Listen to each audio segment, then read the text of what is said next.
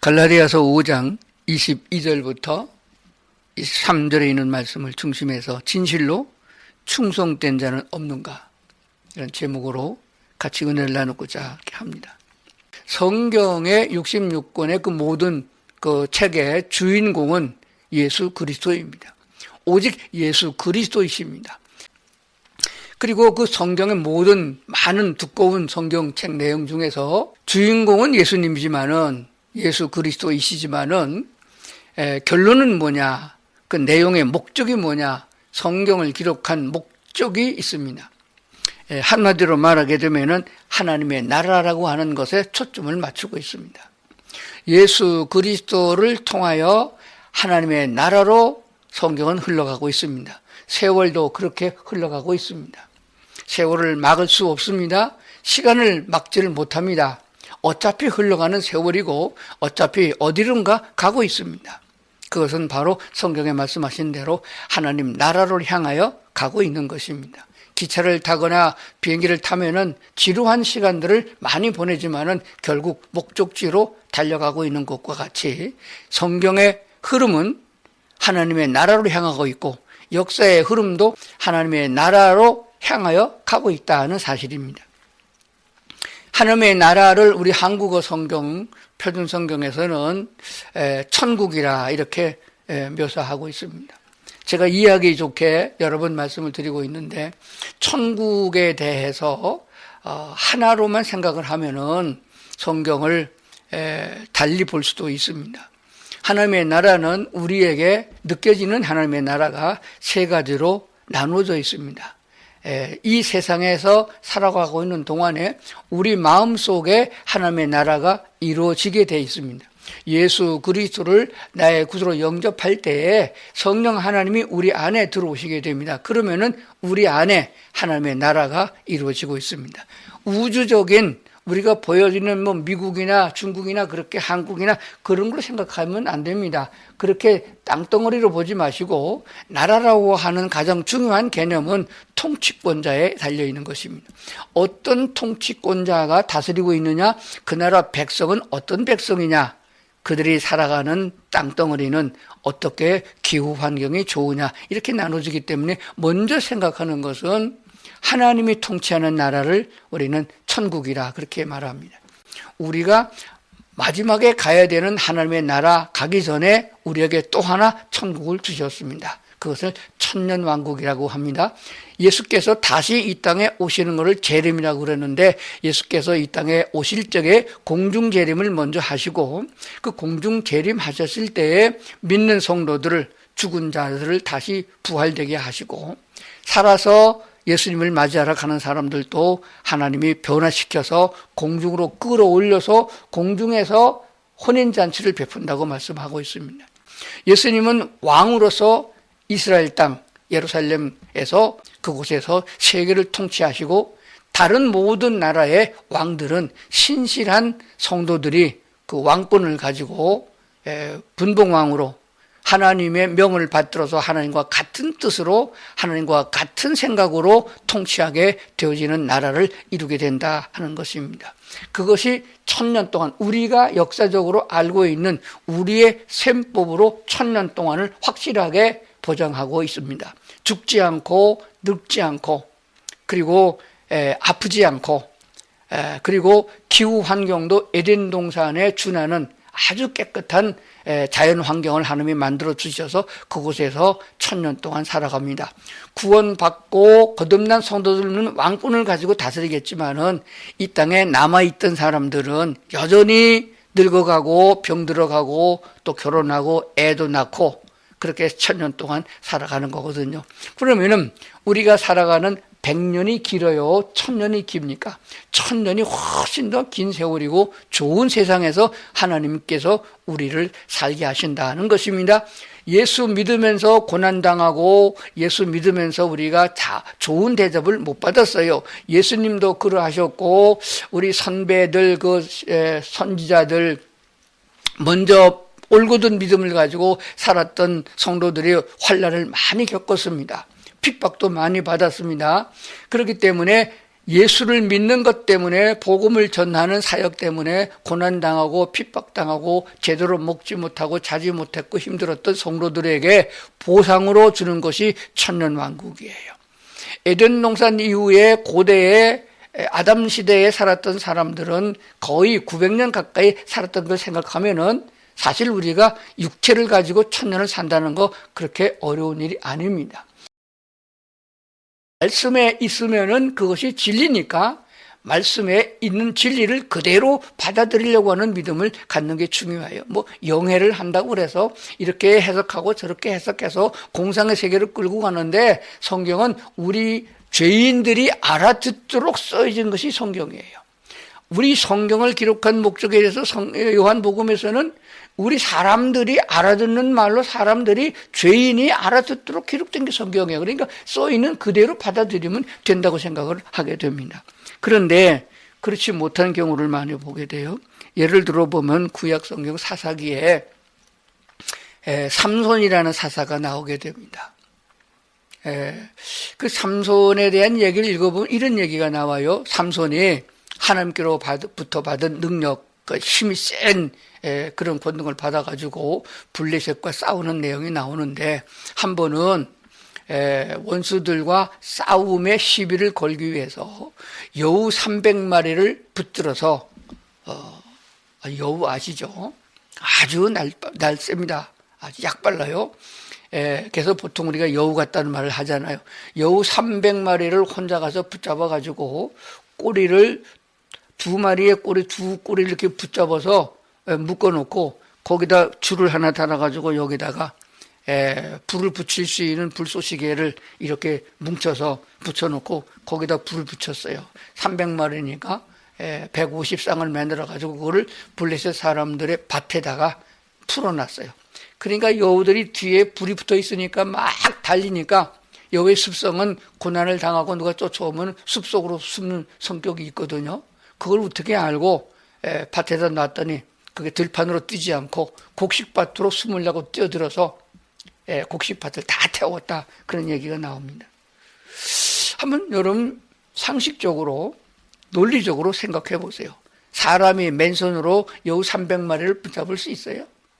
붙잡아가지고 다른 건 다 가만히 놔두고 두 손을 가지고 두 꼬리를 붙잡아 매려고 그러면 나머지 여우들은 다 도망갈 거 아니에요. 지금처럼 뭐 새장같이 뭐 가둬놓는 거 있겠어요? 어느 세월에 삼손이 그걸 만들었겠어요? 그러니까 자유신학자들은 말하길 그거는 꾸며낸 얘기다, 웃기느라고 하는 얘기다. 김일성이가 전쟁할 적에 솔방울을 던졌더니 그게 폭탄이 됐다, 그런 얘기를 북한에서 교육한다고 그러는데 그런 식의 치어낸 얘기다, 이렇게 하고 지나갑니다. 그러나 우리 올곧은 믿음을 갖고 있는 사람은 능치 못함이 없는 하나님이 말씀하시면은 하나님이 말씀하신 대로 된다는 것을 믿는 게 우리의 믿음이고 신앙입니다. 하나님이 은혜를 주시면은 그렇게 할 수가 있습니다. 하나님이 제일 처음 아담에게 지혜를 충만하게 주셔서 하나님이 만드신 모든 자연의 만물과 동물과 식물과 물고기들, 공중에 나는 새들을 아담에게 이름을 짓도록 했습니다. 그 백과사전을 다 차고도 모자랄 만한 그 많은 이름들을 아담이 혼자 다 이름을, 속성을 보고 이름을 지었다는 사실을 성경에 말씀하고 있습니다. 그러니까 이런 내용들을 지금 죄의 죄성을 갖고 있고 죄에 찌들어서 살고 있는 이 죄인의 아주 난 머리통을 가지고 성경을 분석하려고 그러면은 맞는 게 하나도 없습니다. 제가 오늘 설교하는 내용도 이런 관점에서 설교를 들으셔야 됩니다. 하나님이 함께 하시면은 무엇이든지 할 수 있다. 하나님이 지혜를 주시면은 과학자들을 능가할 수 있으며 우주공학을 능가할 수 있다. 하나님이 우리의 머리를 만드시고 조성하신 분이기 때문에 그런 지혜를 우리가 가질 수 있다라고 믿어야 하는 것입니다. 그러므로 설교를 들을 때에 하나님, 오늘 설교를 잘 듣고 이해할 수 있도록 하나님 내게 말씀해 주시고 깨닫게 은혜를 베풀어 주옵소서, 이렇게 기도하는 사람들에게 이 말씀이 깨닫게 되는 줄로 믿습니다. 오늘 엉뚱하게도 갈라디아서 5장에 있는 말씀을 쓰고 그 중에 있는 한 단어만 끄집어서 제가 말씀을 드리려고 합니다. 성령의 9가지 열매를 기록하고 있는 갈라디아서 5장입니다. 그 중에서 끝자락에 나와 있는 충성이라는 단어를 가지고 말씀을 드리려고 합니다. 이 충성이라고 하는 말은 우리나라 말 성경에 기록되어져 있는 충성입니다. 충성 그러면은 어떤 때 얼른 그 단어가 생각나냐 하게 되면은 이조 왕조 시대 때에 왕에게 충실하게 충절하게 충성하는 그런 충성을 생각하는데 그것도 맞는 말이 되어집니다. 그래서 우리나라에 여러 번역 성경들이 있는데 그 성경을 찾아봤더니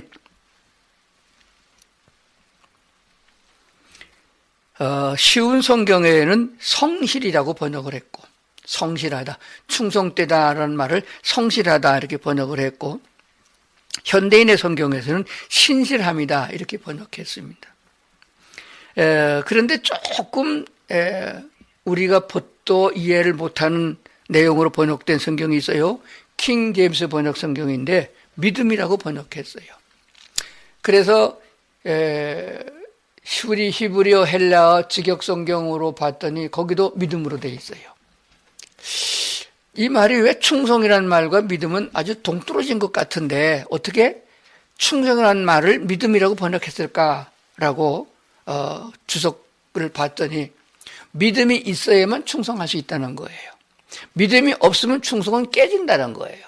확실한 믿음이 있어야 그것이 충성이 된다는 것이에요. 그래서 믿음이라고 번역하고 설명하는 것이 훨씬 낫다고 생각을 해보는 것입니다. 자, 오늘 저는 우리가 이제 원치 않든지 원하든지 간에 어디론가 흘러가고 있다. 어디로 흘러가고 있느냐? 하나님이 예비하신 하나님의 나라 천국을 향해서 가고 있는 거예요. 세월도 그리로 향하고 있습니다. 그러니까 천국으로 가려고 하면은 마지막 심판을 거쳐야 되겠고 마지막 심판이 있기 전에 7년 대환란도 거쳐야 되겠고 그 이전에 구원받은 성도들은 천년 왕국에서 세월을 또 보내고 가게 된다는 것도 알게 되어집니다. 그러면 완전한 하나님의 나라 영원토록 없어지지 않는 하나님 나라 천국에 우리가 가서 살게 된다면 우리는 어떤 모습으로 어떻게 살아야 되느냐 하는 것을 생각해 봐야 됩니다. 그러므로 이 하나님의 나라가 성경에 기록한 모든 초점이고 목적이 되어진다고 하는데 성경에 보면은 영적 눈을 뜨고 보면은 어느 성경 구절을 봐도 예수 그리스도가 보이고 하나님의 나라가 보이게 돼 있습니다. 하나님 나라 보이나요? 제가 성경 구절 하나 다시 보겠습니다. 누가복음 19장에 나오는 말씀을 우리가 보면서 무엇인가 새롭게 한번 생각을 해보고자 합니다. 우리는 이 말씀을 문화 비유라고 그렇게 말합니다. 열문화. 문화라고 하는 말은 유대인들이 사용하던 돈의 이름이에요. 동전의 이름이에요. 달란트도 있고 뭐 세겔도 있고 많은 성경적인 돈의 화폐의 이름이 나오게 되어집니다. 근데 이 문화는 서민들이 사용하던 돈이에요. 이와 같은 똑같은 내용을 가지고 마태복음 25장에서는 달란트 비유로 나오게 됩니다. 달란트가 은화도 있고 금화도 있습니다. 금 달란트 하게 되면 아주 비싸요. 금 한 달란트 같으면 수억이 되어집니다. 그런데 이 문화라고 하는 돈의 가치는 한 문화 해봐야 얼마 되지 않습니다. 요즘 시대에 한국 돈으로 환산하면은 한 1,500만 원쯤 되는 돈이에요. 환산하는 법칙이 있습니다. 그때의 노동자의 하루 품삯으로 계산했던 성경 구절이 있기 때문에 그렇게 환산하게 보면 한 문화는 1문화는 한 1,000만 원에서 적게 받는 최저임금으로 하면 1,000만 원쯤 되고 또 조금 많이 받는 고급 인력으로 하게 되면 한 1,500만 원쯤 되는 이런 서민들이 사용하는 돈이다 하는 것이 되어집니다. 이 문화 비유를 통해서 하나님께서 우리에게 말씀하시는 바가 뭐냐? 하나님께서 우리에게 말씀하시는 바는 다 하나예요. 예수 그리스도가 너의 구세주다. 그를 믿어야만 죄에서 사함을 받고 구원을 받는다. 그래야 본래 영원한 생명을 되찾아서 하나님 나라에서 영원히 산다. 그거거든요. 그러므로 예수 그리스도가 바로 우리에게 구주가 되고 그 다음에는 우리가 하나님의 나라에 가서 영원히 살게 된다는 내용을 담고 있는데 이런 모양으로 여러 모양으로 반복해서 말씀하고 있는 거예요. 그래야 우리가 다 깨달을 수 있다는 얘기가 되어집니다. 그래서 먼저 누가복음 19장에 나오는 열 문화 비유는 무엇을 목적으로 하고 있느냐, 무엇을 우리에게 가르치기 위한 것인가를 깨닫는다면은 이 세상에서 살아가는 삶의 기쁨과 은혜가 충만한 삶이 더욱 되리라고 그렇게 믿습니다. 그럼 먼저 한번 읽어보도록 하겠습니다. 누가복음 19장 10절부터 13절까지만 먼저 봅니다. 인자가 온 것은, 여기서 인자는 예수님을 말하죠. 제가 읽는 동안에 예수 그리스도가 보여지고 하나님 나라가 보여져야 되는 거예요. 인자가 온 것은 잃어버린 자를 찾아 구원하려 함이니라. 그들이 이 말씀을 듣고 있을 때에 비유를 더하여 말씀하시니 이는 자기가 예루살렘에 가까이 왔고 그들은 하나님의 나라가 당장에 나타날 줄로 생각함이더라. 이르시되 어떤 귀인이 왕위를 받아가지고 오려고 먼 나라로 갈 때에 그 종 열을 불러 은화 10문화를 주며 이르되 내가 돌아올 때까지 장사하라 하니라. 10절에 나오는 말씀에 관심을 좀 가져야 돼요. 예수님이 이 땅에 육신을 입고 사람의 모습으로 오신 것은 잃어버린 자를 찾아 구원하려 함이니라. 이 잃어버린 자를 찾아 구원하려고 예수님이 오셨다. 그것을 우리에게 말씀하시면서 밑에 비유를 들고 있습니다. 그들이 이 말씀을 듣고 있을 때에 비유를 더하여, 여러 비유가 있는데 그 중에 하나 더 말씀하신다 하는 것입니다. 예수님이 이제 예루살렘에 가까이 왔고, 그 말은 예루살렘에는 우리나라로 말하면 수도예요. 수도는 대통령이 있어야지 수도가 되는 거거든요. 그러니까 예수님께서 지금까지 행하신 행적을 보게 되면은 많은 표적과 이적을 행하시고 사람들보다 훨씬 뛰어난 지혜를 가지고 말씀을 하시니까 수많은 사람들이 따라다녔어요. 그러니까 생각하기를 저분은 왕이 되실 분이다. 또 제자들은 예수님을 왕으로 추대하려고 많은 애를 썼던 걸 보게 되어지는 거예요. 그러면서 보니까 말씀하시니 이는 자기가 예루살렘에 가까이 왔고 그들은 하나님의 나라가 천국이잖아요. 하나님의 나라가 당장에 나타날 줄로 생각합니다. 구약에도 하나님의 나라 천국이 나오고 신약에도 많이 나오는데 침례 요한이가 첫 번째 외친 말도 천국이 가까웠다고 말씀하셨고 예수님도 공생의 생애를 시작할 때 첫 마디가 천국이 가까웠다 해서 천국을 말하는 거잖아요. 그게 당장에, 지금 당장에 이루어질 것 같아. 그때가 예수님 당시에는 로마가 통치를 하고 있었잖아요. 이스라엘은 패배국이어서 속국으로 있어서 조국을 바치는 나라가 됩니다. 그러니까 예수님이 그 큰 권능으로 능력을 행하셔서 예루살렘에 들어가셔서 왕좌에 앉으시고 로마를 거역하고 독립된 이스라엘을 당장에 이룰 줄 알았다. 그래서 이 비유를 말씀하신 거예요. 그렇게 당장에 나타나는 것이 아니라 조금 더 하나님이 계획이 있고 하나님의 섭리가 있으니까 좀 기다려야 된다. 그럼 뭐가 문제냐 하는 것입니다. 여기서 우리가 생각해야 될 게 뭐냐 그러면은 한 나라가 아주 이상적이고 좋은 나라가 형성되려면 세 가지 요소가 구성되어야 돼요. 첫 번째 땅덩어리가 있어야 됩니다.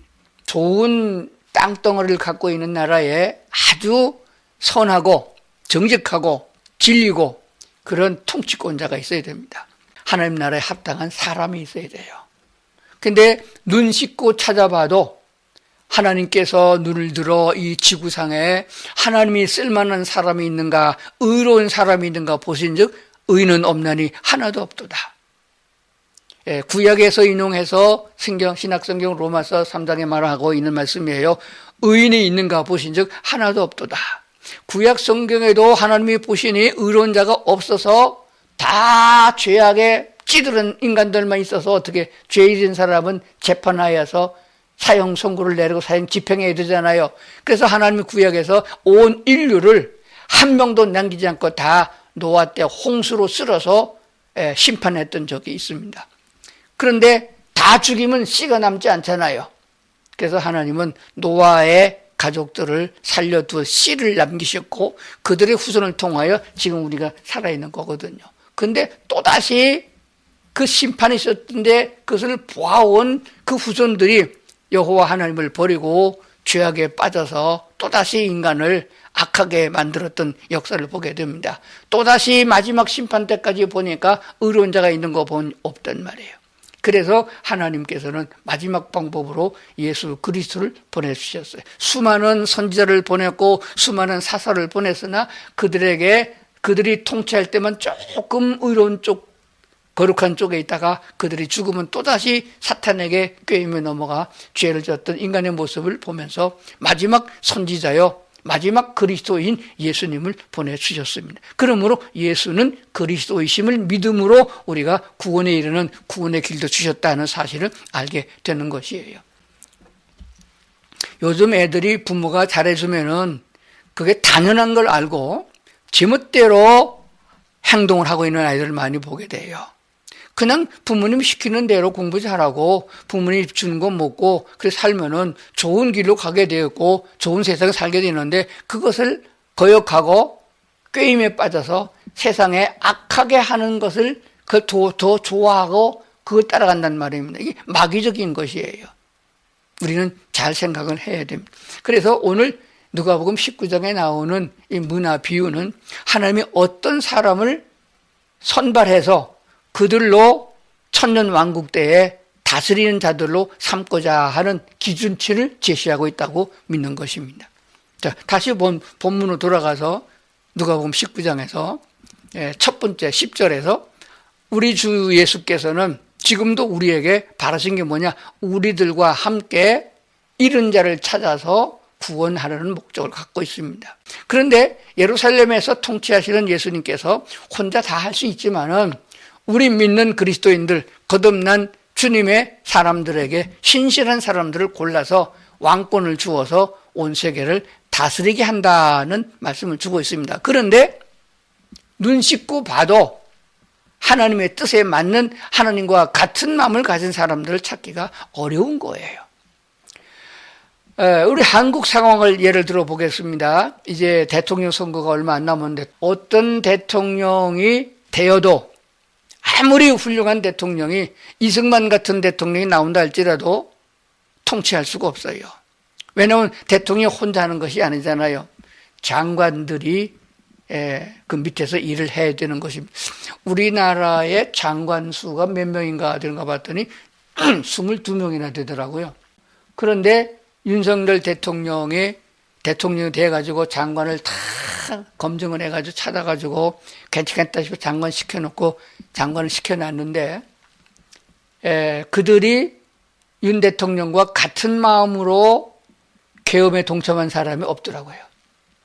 다 아주 그건 안 된다고 그러고 말도 안 된다고 그러고 그리고 결국 나중에는 배신을 때리고 충성된 자가 한 놈도 없더라고요. 그러면 하나님이 통치하시는 우리 주 예수께서 통치하시는 천년왕국에서 그분의 뜻을 따르고 그분과 함께하고 같은 마음을 가지고 통치할 수 있는 충성된 자들이 있느냐? 그것 또한 찾아보기 힘든 거예요. 그러니까 하나님께서 아무리 좋은 환경이 좋은 에덴 동산과 같은 환경을 만들어 놓으시고 그리고 여호와 하나님이 직접 통치하는 나라가 된다 할지라도 그 밑에서 함께하고 있는 백성들이 또한 필요하고 통치권자들이 필요하다 하는 것입니다.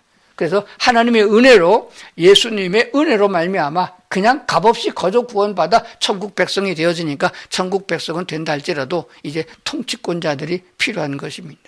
그래서 예를 들기를 어떤 귀한 사람이 왕위를 받아가지고 오려고 먼 나라로 여행을 떠나게 됐다 하는 것입니다. 이스라엘의 왕은 로마가 임명한 왕이에요. 투표로 뽑은 왕이 아닙니다. 로마가 지배하고 있었기 때문인 것이에요.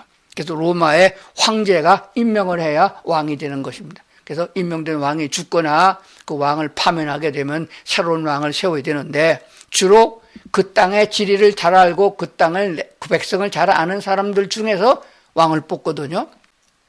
그래서 그것을 비유로 말했어요. 그런데 그 주인이 떠나면서 뭐라고 말했냐 하게 되면은 13절에 보니까 그 종 열을 불러서 은화 열 문화를 주면서 내가 돌아올 때까지 장사하라 했습니다.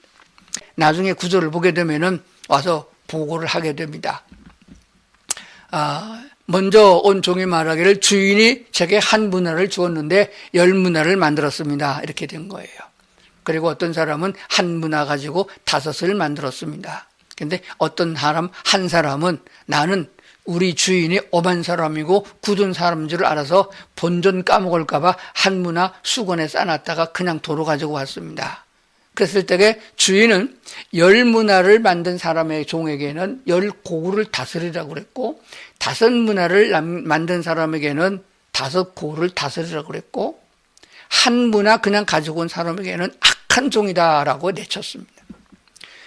우리는 여기서 무슨 생각해야 된다면은 이 열 문화 중에 10사람의 종이 한 문화씩 받았다는 것은 종이라는 사실입니다. 종의 자세는 그야말로 종이에요.